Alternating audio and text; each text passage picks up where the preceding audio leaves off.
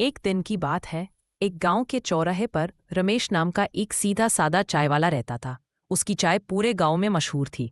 मीठी नहीं, पर दिल को छू जाने वाली। रमेश रोज सुबह 5 बजे उठकर चाय बनाता और शाम तक मुस्कान बांटता रहता।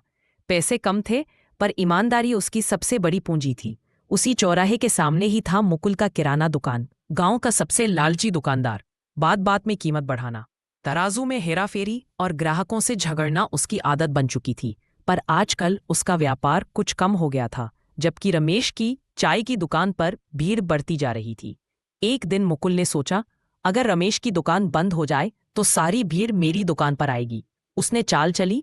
एक सुबह रमेश की दुकान के पास एक पुराना कूटा हुआ बटुआ फेंक दिया, जिसमें नकली नोट भरे थे।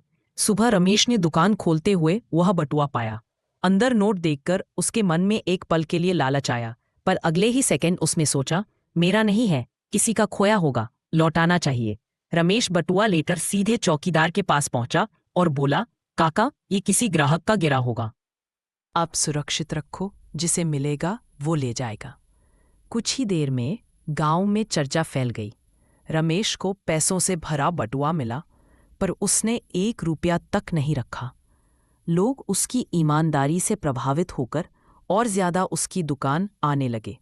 चाय की बिक्री बढ़ती गई। शाम को चौकीदार ने बटुआ मुकुल को लौटाया। दरअसल वही उसका था, जो उसने खुद रमेश के खिलाफ चाल चलने के लिए फेंका था। नकली नोटों के कारण मुकुल की पोल खुल गई और गांव वाले उससे दूर रहने लगे। रमेश ने हल्की मुस्कान के साथ कहा, भाई, लालच से मिली चीज टिकती नहीं, और सच्चाई का फायदा देर सबेर मिल ही जाता है। मुकुल चुप रहा, क्योंकि आज पहली बार उसे अपनी हरकतों पर शर्म आ रही थी।